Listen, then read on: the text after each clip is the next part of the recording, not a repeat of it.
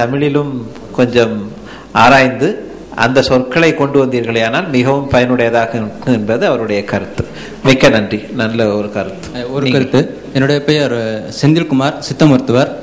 ஐயா குறிப்பிட்ட அந்த மிக சிறு அளவுகள் எல்லாமே சித்த மருத்துவத்தில் பயன்பாட்டில் உள்ளன. இன்றும் மருந்துகள் கொடுக்கும்போது பற்பசந்தங்கள் கொடுக்கும்பொழுது குன்றிய அளவு சொல்லுவாங்க.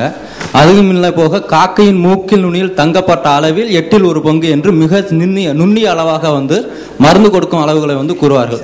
ஆகவே இந்த முறைகளை மீட்டுருவாக்கம் செய்து நாமல் ஆவணப்படுத்தலாம். இது என்னுடைய கருத்து. நன்றி. இல்லை, என்னுடைய ஒரு சின்ன இது ஒருத்தர் ஒரு இடத்துல பயன்படுத்துகிறாங்க வேண்டி எல்லாத்தையும் மாற்றி விட்டு பிறகு திரும்ப கன்ஃபியூஷன் ஆகிறதுக்கு பதிலாக கொஞ்சம் அதை நிதானமாக யோசனை செய்து செயல்படுத்த வேண்டும் என்பது கருத்து. இப்பொழுது எனக்கு உண்டான அறிவுறுத்தல் இது ஒரு நல்ல ஒரு செருமையான ஒரு ஆய்வுகள், உங்களுடைய கருத்துக்களை வைக்கிறீர்கள். பட் நேரமின்மை காரணமாக நான் அடுத்த கட்டுரையாளர் அழைக்கிறேன். மிகவும் நன்றி. அடுத்த கட்டுரையாளர் முனைவர் வினோபா. இவர்கள் தமிழ் எண்கணித வரலாறு குறித்து ஆய்வு செய்து வருபவர். தற்போது தஞ்சாவூர் குந்தவி நாச்சியார் அரசு மகளிர் கல்லூரியின் கணிதவியல் துறையில் உதவி பேராசிரியராக பணியாற்றி வருகின்றார். இவருடைய ஆய்வு கட்டுரையின் தலைப்பு உலக எண்கணித வரலாற்று தமிழ் எண்களின் பங்களிப்பு என்ற வகையில். அவையோர் அனைவருக்கும் எனது வணக்கம். எனது கட்டுரையின் தலைப்பு உலக எண்கணித வரலாற்றுக்கு தமிழ் எண்களின் பங்களிப்பு. அதாவது இன்று நடைமுறையில் இருக்கும் இந்து அராபிய எண்முறையின் அடிப்படை என்பது தமிழ் எண்களே என்ற ஒன்றை அடிப்படை இது மனதில் கொண்டு அவற்றின் சிறப்புகளை உங்கள் முன் வைப்பதே என் குறிக்கோளாக கொண்டுள்ளேன். இன்று உலகெங்கிலும் நடைமுறையில் இருந்து வரும் 10 இடமதிப்பு எண்முறையான இந்து அராபிக் எண்முறை வளர்ச்சியுறுவதற்கு முன் ஒவ்வொரு மொழியினமும் தனித்தனி எண் குறியீடு மற்றும் எண்முறையை பின்பற்றி வந்துள்ளது. பண்டை காலத்தில் இந்தியாவில் வழக்கில் இருந்த எண்முறைகள் குறித்து கல்வெட்டுகள் மற்றும் கையெழுத்து பிரதிகள் கொண்டு விரிவாக ஆராய இடமிருக்கிறது. இந்திய எண்முறைக்கு காரணமாக அமையும் எண் குறியீடுகளின் தோற்றம் பற்றி பல்வேறு சிந்தனைகள் பதிவு செய்யப்பட்டுள்ளன. 10 இடமதிப்பு எண்முறைக்கு அடிப்படையாக அமையும் 1 முதல் 9 வரையிலான எண்களுக்கும் சுழியம் என்று எனப்படும் பூஜ்ஜியத்திற்கும் தற்காலத்தில் வழக்கில் கொள்ளப்படும் எண் குறியீடுகள் வளர்ச்சி அடைவதற்கு முன்னர் இந்தியாவில் பல்வேறு எண் முறைகள் வழக்கில் இருந்துள்ளன. வேத காலத்தில் இருந்த கணிதவியல் அறிவு இந்திய எண்முறை வரலாற்றின் பழமையையும் உயர்வையும் உணர்த்தி நிற்கிறது. கிரேக்கர்களின் அதிகபட்ச எண் குறியீட்டு சொல் மிரியாட், அதாவது 10⁴ ஆகவும், உரோமர்களது அதிகபட்ச எண் குறியீட்டு சொல் 10⁻³ இருந்த காலத்தில் 10⁻12 அடுக்கு வரையிலான எண்களுக்கு குறியீட்டு சொற்களை வேதகால இந்தியர் பயன்படுத்தி வந்துள்ளனர். இந்த பின்னணியில் உலக எண்கணித வரலாற்றுக்கு தமிழ் எண்களின் பங்களிப்பை மதிப்பிடுவதே இவ்வாய்வுரை கருதுகோள். சிந்துவெளி குறியீடுகளே பிராமின் மூல வடிவம் என்பதையும் ஏற்றுக்கொண்டுவிட்ட சூழலில் சிந்துவெளியின் சித்திர எழுத்துக்களே பண்டை திராவிட மக்களுக்குரிய வரி வடிவத்தின் மூலக்கருவாக இருக்கிறது. அவை திராவிட மொழிகளுக்கெல்லாம் அமைக்கப்பட்ட பழைய எழுத்து மற்றும் எண் குறியீடுகளாக இருக்கின்றன. ஆதி திராவிடர்கள் சிந்துவெளியில் கண்ட ஓவிய எழுத்தினின்று உருவான எண்முறையின் பரிணாம வளர்ச்சியே இன்றைய தமிழ் எண்முறை. தமிழர் எண்கணித வளர்ச்சி வரலாறு மனிதகுல அறிவு வளர்ச்சியோடு ஒட்டி வளர்ந்த வரலாறாக இருக்கிறது எனும் இரு கருத்தியல்களை கருதுகோளாக கொண்டு அவற்றை சோதிக்க முற்படுகிறது இவ்வாய்வு. சிந்துவெளியும் சித்திர எழுத்துக்களும். உலகத்து முதல் மொழியாய் உருவெடுத்து பிறந்த மொழி கணித மொழி.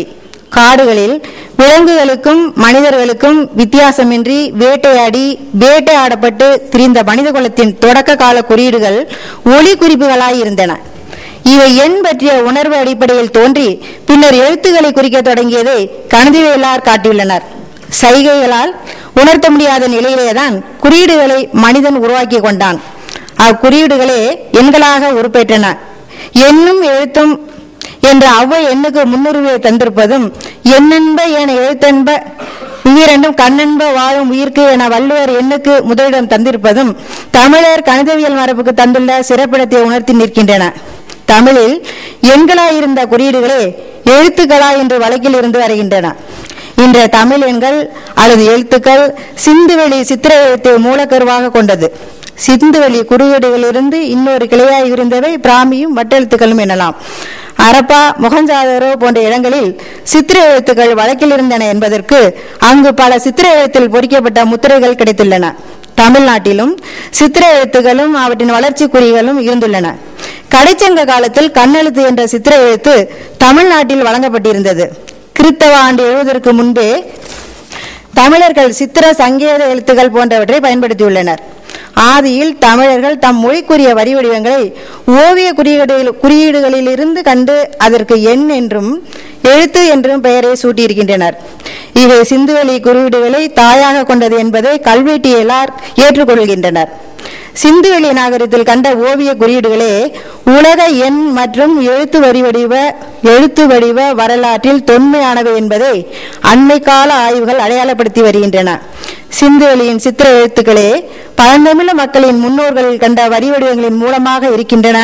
அவை திராவிட மொழிகளுக்கெல்லாம் அமைக்கப்பட்ட பழைய எழுத்து குறியீடுகளாக இருக்கின்றன என்பதை வரலாற்று பேராசான் ஈராஸ் அடிகள் 1930களிலேயே வெளிப்படுத்தியுள்ளமை குறிப்பிடத்தக்கது. இதனை இன்றைய பழந்தமிழ இலக்கிய சான்றுகளும் தொல்லியல் சான்றுகளும் உறுதிப்படுத்துகின்றன. மேலும் மேற்கு ஆசியாவில் வழங்கிய ஆப்பெழுத்துகளும் சீனாவின் சித்திர எழுத்துக்களும் கூட மொஹஞ்சாதாரோவில் தொழித்த ஓவிய எழுத்துக்களில் இருந்து திரிபடைந்தவை எனும் கருத்து இன்று வரலாற்று அறிஞர்களிடம் வலுப்பெற்று வருகிறது. எனவே உலக எண் மற்றும் எழுத்து வரிவடிவ குறியீடுகளுக்கெல்லாம் மூலமாக இருப்பது திராவிட நாகரிகம் நிலவிய சிந்துவெளி குறியீடுகளே எனலாம். தமிழ் எண்களின் தொன்மை. இன்று உலக மக்களிடையே பெருவழக்கில் இருக்கும் எண்முறைகளின் வேர்களை இந்திய எண்முறையில் காண முடிகிறது. இன்று பெரிதும் பயன்பாட்டில் இருந்து வருவது இந்தோ அரேபிய எண்முறையாகும். இதனை முதலில் உருவாக்கி பயன்படுத்தியவர்கள் இந்தியர்கள். இதனை அராபியர்கள் இந்திய எண்கள் என்றே குறிப்பதாக டாக்டர் மு வரதராசனார் குறிப்பிடுவது இங்கு நோக்கத்திற்குரியது. ஒரு மொழியில் பழங்குகின்ற பெயர்களின் கருத்தாளம் அந்த மொழியின் வளமையின் அடையாளம். தமிழ் எண்முறை கைவிரல்களில் இருந்தே தொடக்கம் பெறுகிறது.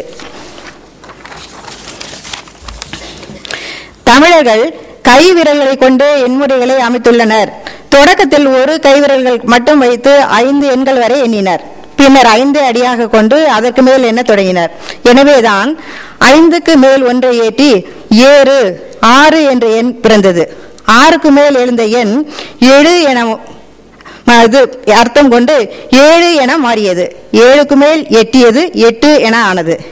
இவ்வாறு தமிழ் எண்கள் மனித விரல்களில் இருந்து இயற்கையாக உருவாக்கப்பட்டன.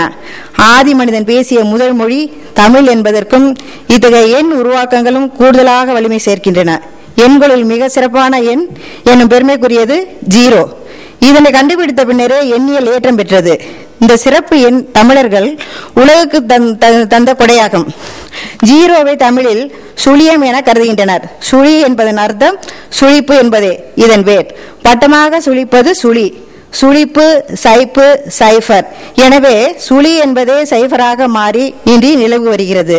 பாலென, காலென, அரையென, பாகென என்ற பரிபாடல் வரிகள் பூஜ்யம் பற்றிய புரிதல் பழங்காலந்தொட்டே தமிழரிடையே இருந்ததற்கு சான்றாக அமைகின்றன. தமிழ் எண்களின் தனித்தன்மை. தமிழ் எண்களின் தனித்தன்மையை அவர்கள் எண்ணுக்கு சூட்டியுள்ள பெயர்களை கொண்டே கூறிவிடலாம். எடுத்துக்காட்டாக கோடி என்னும் எண்ணு பெயரை காணலாம். 1, 2, 3 என ஒரு நேர்கோட்டில் புள்ளிகளை எண்ணிக்கொண்டே போனால் அந்த கோட்டின் கோடிக்குத்தான் போய் சேர முடியும். எனவே அக்காலத்து பெரிய எண்ணான 100